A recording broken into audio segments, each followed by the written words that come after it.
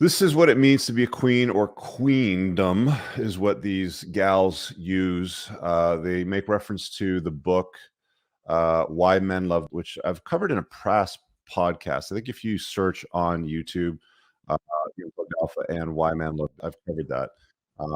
It's a pretty, I'm not going to get into the details, but it's a stupid read. It doesn't set women straight, for being honest. And then they're talking about being a queen is non-negotiable. It's foundational. Queendom comes first, not second. And I don't mean you can pretend to be one, you fake it till you make it, blah, blah, blah. But they've got all these strategies here. So let's see what, I'm not going to read this all, but let's get into why a queen knows her worth. So a queen knows down to her marrow that she is worthy of the best things that life has to offer. Her confidence is unshakable. While she experiences setbacks and makes mistakes just like anyone else, she believes wholeheartedly in her ability not only to bounce back, but to grow from the experience and become even better, even more capable. Sounds noble, doesn't it? Rather noble cause for said queens today. Back in the Middle Ages, there was only ever a king and a queen, or sometimes just a king, or sometimes just a queen, or consorts, perhaps. But not everybody could be one. There's hierarchies in society, but we're in a period of time now where women are telling each other that they can all be queens, right? The queen is aware of her greatest potential and fulfills it.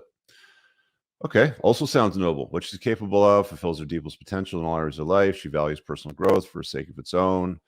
Come true. She's accomplished in a variety of areas. Now she's starting to sound like a man, right? Areas and savors her success, never rests on her laurels for too long. She understands her shortcomings and flaws and always looking to improve herself. Sounds noble. Let's keep going. A queen lives a full, vibrant life. Her life is rich with meaning, and she lives it to the fullest, whatever that means for her as an individual. Okay, I like vibrant women. That's cool.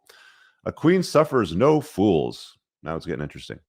She does not concern herself with the opinions of those who do not have that have not proven their worthiness to her.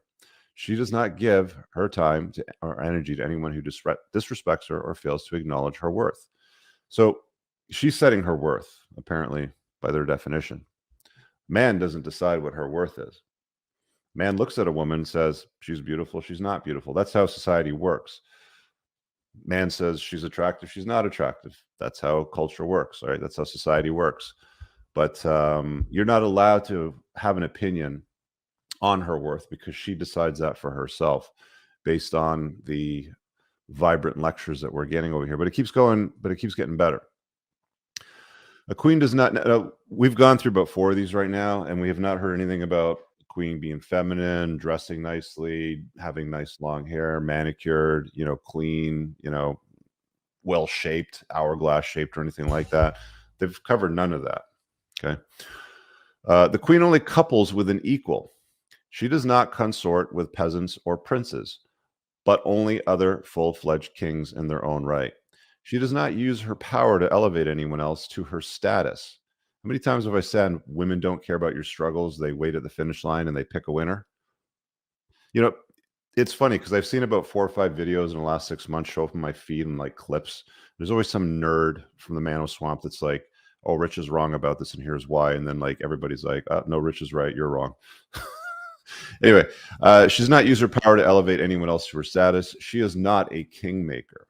Again, women kind of expect men to become something, to make something of themselves. So, there's some truths here for men to pay attention to and listen based on what their opinions are, but I think their opinions of themselves are a little bit skewed. We'll find out why in a minute. Furthermore, she's content to rule alone until a worthy king comes to rule by her side. This is where the little fluffy white doggies and the kitty cats come into play, and the decorative decor throughout the house with eat, pray, love fucking signage in the kitchen or in the bathroom or so. You guys know what I'm talking about, like you've seen it. Like, this is why you have such a large contingent of women today, and you're going to see a video in a little bit, which I'm going to play for you, where they kind of push themselves into this area where they're, well, I'm single, but I'm ruling alone because I read this thing on the internet that said one must rule alone until a worthy king comes to rule by my side, as if she's going to get with somebody that's equally the same as her. Women like better. We know that. Women's hypergamous nature means they date across, but mostly up the socioeconomic scale. It's not often that they'll settle for somebody that's an equal. Let's keep going. Queen never debases herself for another. She'll never lower her standards for the benefit of someone else, nor will she compromise her beliefs to curry favor with another. She has no need to do such things because why? She has so many options. This is why there's so many single women into their 30s and 40s with cats and dogs. I'm telling you guys, there is perhaps a good investment opportunity in pet food. You know, Queen never shies away from the truth, no matter how well she's shying away from the truth that women are beauty objects, isn't she? No matter how difficult, I mean, we want agreeable women, don't we? Gentlemen, in the comments, let the ladies know. No matter how difficult the truth is to swallow, a queen never backs down from taking the true measure of a situation or person. She doesn't delude herself into thinking something is more palatable than it is, and she never lies to herself. If she is confused or unsure, she researches and investigates until a problem becomes clear. This is what queens do. Anyway, so they have this big long paragraph at the end of it and all these things that women are. Now, I've seen nothing here about she's pleasant, she's agreeable, she has culinary skills, she could be a compliment to a king's life. None of those things. It's give me an equal or else I'm just going to stay single. I want an equal because I deserve it because I know my worth. So let's keep going. We'll close that one up and we'll go to the next page over here, which are the traits of the very most desirable. And by the way, guys, you can go look this up on the internet's just search for female dating strategy Reddit and be prepared to be disgusted once you go through all the nonsense that they put over here. So the title of this one is The Traits of the Very Most Desirable Women Today. Okay. And there's three main categories here. We've got being an immovable mover, we've got character, and we've got listening style. So the lectures that women are receiving from consuming this very valuable content, ladies, is you must become an immovable mover. So that's lecture number one. It opens with, okay, so everybody here realizes that the woman should be the one in charge of how things go. Okay, well, we know how well that works when women get with guys that don't lead. We also realize that the woman should not be parenting the man. Okay, so we've got leaders, we've got the unplugged alphas, we've got the guys that are doing something with their life, putting a dent in the universe. They're competent, strategic, virtuous, captivating, funny, they're famous, the standard blah blah blah, right? All on one side over here. But they don't want him to be in charge, is what they're telling all these ladies. They want them to be in charge. This is like the hashtag boss girl, the hashtag boss bitch, the queen sort of narrative. So woman has to be in charge of how things go, but we don't want to parent the guy. So if he's too far down the scale, he's a nerd, he's a loser, he doesn't have, what she's looking for, which, let's be honest, like, women don't match with 85% of guys today when it comes to dating. They just swipe left. No, no, thank you. No, thank you. No, thank you. So they're trying to match with the top 10, 15, 20% of guys.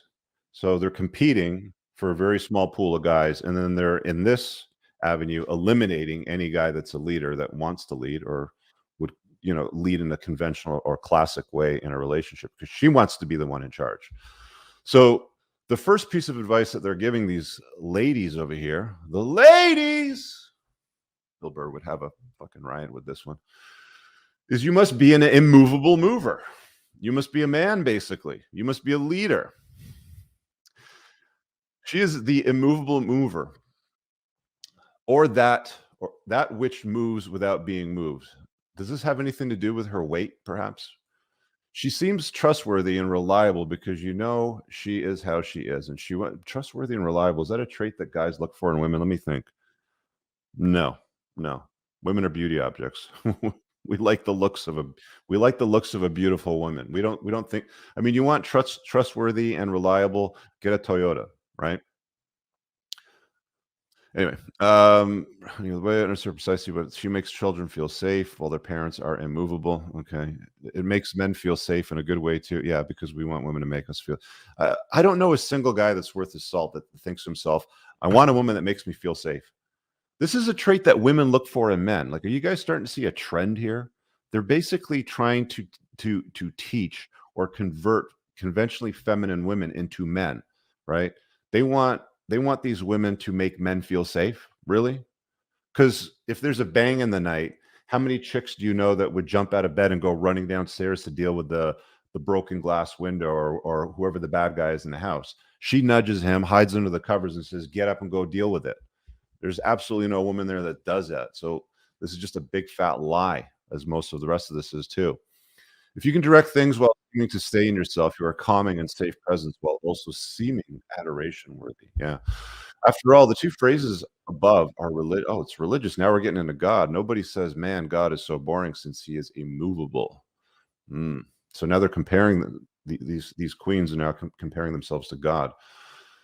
Awe-inspiring because humans, yeah, okay. Well, they're basically describing a dude, a virtuous, strong alpha male dude is what they're describing. So let's go to character.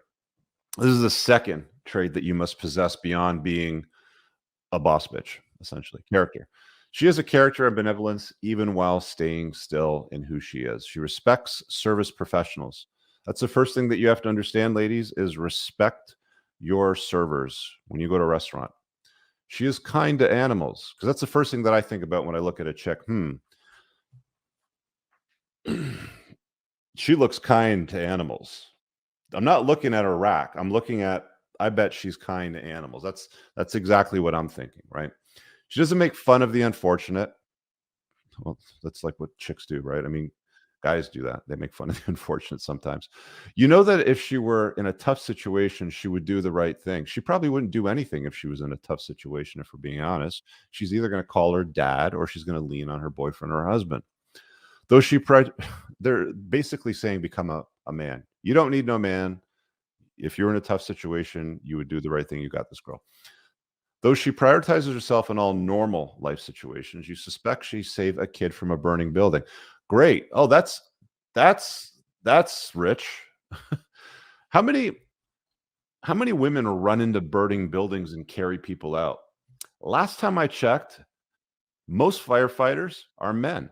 And if there's something heavy to carry out of a building, it's men running in there and doing it, not the gals.